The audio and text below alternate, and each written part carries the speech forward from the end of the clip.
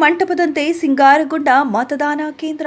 ಹೌದು, ಬಿಳಿ ಪಂಚೆ ಶರ್ಟು, ಮೈಸೂರು ಪೇಟೆ ತೊಟ್ಟು ಕಾರ್ಯನಿರ್ವಹಿಸುತ್ತಿರುವ ಅಧಿಕಾರಿಗಳು ಈ ರೀತಿ ವಿಭಿನ್ನತೆಯಿಂದ ಮತದಾರರನ್ನ ಸೆಳೆದಿದ್ದು ಹುಲ್ಲಹಳ್ಳಿ ಮತದಾನ ಕೇಂದ್ರ. ತೆಂಗಿನಗರಿಯ ಚಪ್ಪರ ಹಾಕಿ ಮಾವು ಬಾಳೆ ತಳಿರು ತೋರಣಗಳಿಂದ ಸಿಂಗಾರಗೊಂಡ ಮತದಾನ ಕೇಂದ್ರ. ಬಿಳಿ ಪಂಚೆ ಶರ್ಟಿನ ಜೊತೆ ಮೈಸೂರು ಪೇಟ ಧರಿಸಿ ಚುನಾವಣಾ ಕರ್ತವ್ಯದಲ್ಲಿ ನಿರತರಾದ ಅಧಿಕಾರಿಗಳು ಮತ್ತು ಸಿಬ್ಬಂದಿಗಳು. ಹಾಗಾದ್ರೆ ವಿಭಿನ್ನ ಮತ್ತು ವಿಶೇಷ ಕಾರ್ಯವೈಖರಿಗೆ ಕಾರಣ ಏನು ಅಂತೀರಾ? ಇಲ್ಲಿದೆ ನೋಡಿ.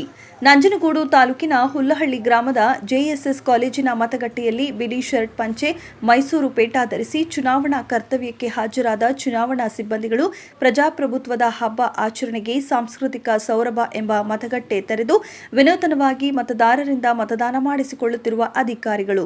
ಚುನಾವಣೆಯಲ್ಲಿ ಮತದಾನ ಪ್ರಮಾಣ ಹೆಚ್ಚಿಸುವ ನಿಟ್ಟಿನಲ್ಲಿ ಈ ಕಾರ್ಯಕ್ರಮವನ್ನು ಹಮ್ಮಿಕೊಳ್ಳಲಾಗಿದೆ.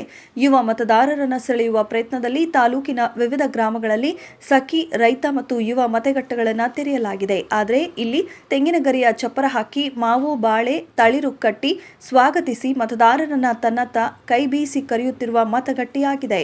ಚುನಾವಣಾ ಅಧಿಕಾರಿಗಳ ಈ ಒಂದು ಪ್ರಜಾಪ್ರಭುತ್ವದ ಹಬ್ಬದ ಕಾರ್ಯವೈಖರಿಗೆ ಹ್ಯಾಟ್ಸ್ ಆಫ್ ಎನ್ನುತ್ತಾರೆ ಮತದಾರರು.